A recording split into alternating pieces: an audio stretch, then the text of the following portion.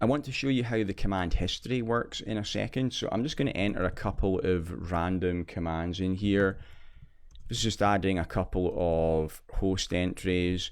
Don't worry too much about what this command does. It's not important. I'm just using this to illustrate the command history coming up in a second. So I'm adding IP host server 1 and IP host server 2. Next, I'm going to change the name of my router. I'm going to give it a host name, but I'm going to deliberately make a mistake here. So I type in router 1 and hit enter, and you'll see it tells me invalid input detected at the marker. It's because I forgot to say host name at the start here. So let's correct that, but rather than typing the whole thing in again, when you make a typo on a command, the quickest way to correct it is to hit the up arrow, and then that will bring the previous command back again. Now what I could do is I can use the left arrow to move the cursor to the left. But if it's a big long command, a way that you can do this quicker is by hitting Control A, and that will bring you to the start of the line. So I hit the up arrow to get the previous command back, then Control A to move to the start of the line, and I can now type in hostname and a space, and that's the correct command now. So I hit enter, and notice that the prompt changes to reflect the hostname that I just entered there. Next, I'm going to show you command history. So I'm going to hit the up arrow a few times, and you'll see each time I hit the up arrow, it cycles back through my previous commands. That's why I entered those commands earlier. Notice that it only cycles back through commands at the same level. I'm in global configuration here, so it's cycling back through the commands I entered in global configuration mode. It doesn't show the commands that I entered at the enable prompt or in the user mode. Now I'm just going to delete this command to show you the next thing. While I'm in global configuration, if I try to do a show command, so let's do a show IP interface brief, and I hit enter and I get the invalid input detected. You know, I said earlier that where you'll most often see this is if you've put in a typo. The other place where you'll often see it is if you're at the wrong command level. When you're a beginner, this is the most frustrating thing about the iOS command line. You'll make this mistake a lot, where you're going to be at the wrong level when you enter a command. Our show and our debug commands are entered in privileged exec mode at the enable prompt. If I try to put it in global config, it's going to give me an error message. But this could be really annoying, so thankfully there's a workaround for this when you want to enter a show command, because it is very common to put show commands in. And what I can do is I'm going to enter the same command, but I'm going to put do at the front. So again, I'm going to use the command history here. Rather than typing the whole thing in, I hit the up arrow to get the command back, then Control A to go back to the start of the line, then I type in do and a space and hit enter, and you'll see that the show command is going to work now.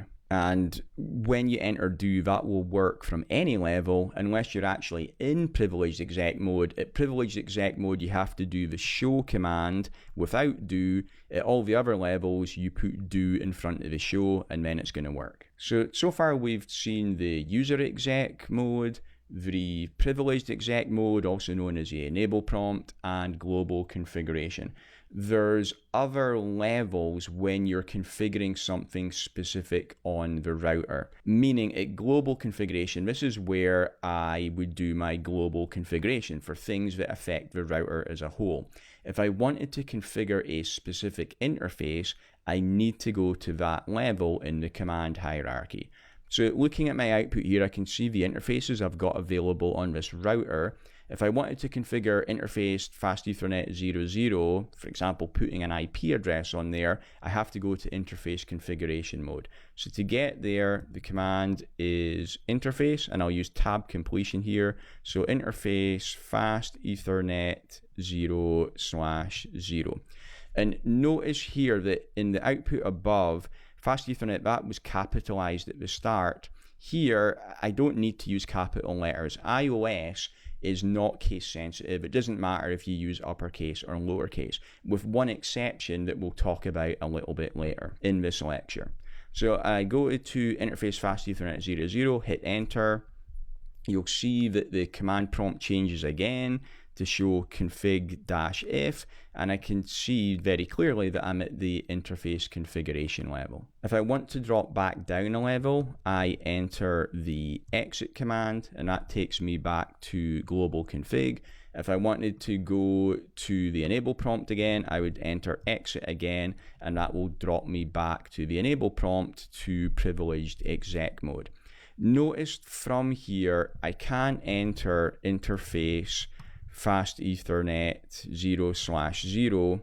This is going to give me an error message because you have to go up through the levels one by one. You can't skip straight from the enable prompt to the interface prompt. So I'll go back through the levels. So I enter config T to get to global configuration, and then interface fast 0/0 to get to the interface mode. So when you go up through the levels, you have to go one by one. When you drop back down the levels, you can actually do that all in one go. So it was exit to drop down one level. To drop all the way back to the enable prompt with one command, I can enter end. Another way I could have done that would be by hitting Control-C on the keyboard. Okay, a couple of the most common commands you'll use when you're working on a Cisco router or switch is the show IP interface brief that you saw earlier. That will show all the interfaces on the router and the state of the interface, whether it's up or not, and also the IP address configured on the interface as well, if there's an IP address on there. The other show command that is used really often is show running config. That shows the entire configuration on the router. And I'll hit the spacebar here to scroll through the configuration. And you can see even on a new router, it's a really long configuration file, and it's going to take quite a while to scroll through there. On a production router, it's going to be even longer because there's going to be actual configuration in there. There are switches we can use for the show run command, which are going to help us target the actual part of the configuration that we want to look at. For example, if I want to look at the configuration for a particular interface, I can do show run interface and then the interface I'm interested in, and it shows me just that part of the configuration. So to see the interface config, it's show run and then interface and the interface number.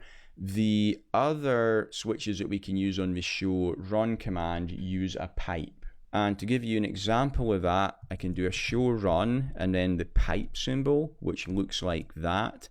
And then the available options after there, the ones that are most commonly used, begin is probably the most commonly used. I can also include and exclude as well. So for example, I could do show run begin hostname, and this will show me the running config, but starting from where hostname shows up in the running configuration. Now, you know I said that there's an exception to when the iOS command line is case sensitive or not. Well, when you use a pipe, this is actually using a regular expression which is case sensitive. So if I did a show run pipe begin, and try not to put a typo in, and then hostname with a capital H and hit enter, you'll see it's going to just go straight back to the command line again. This is not an error. The reason is that hostname with a capital H is not in the running config at all, so there's no output to show. To give you examples for the other pipe options, I could do a show run and then pipe it to include interface, and it will show me all the lines that include interface, meaning the word interface in the actual output. I can also do a show run and pipe that and exclude interface. This will show me all lines from the configuration that do not include the word interface. And I can also do a show run and pipe and section interface. That will show me the configuration for all my different interfaces. Now, when you've got a production router, you're not going to just have interfaces configured on there. You'll have other things like routing protocols, for example. So I could also do a show run pipe it section and put in the particular part of the configuration I want to see here. Now, if you put in a question mark, it's not very useful here because it just tells you line telling you to use a regular expression. But for example, I could put in section BGP to see information about the BGP routing protocol. I haven't configured it on this router yet, so I'm not going to get any output, but if I was using BGP on this router and I had a big long configuration on there, this would be a useful command because it would just take me straight to the BGP config and I could see that very clearly. Okay, so that's how to navigate the iOS command line. In the next lecture, we'll take a look at how to manage our configuration files.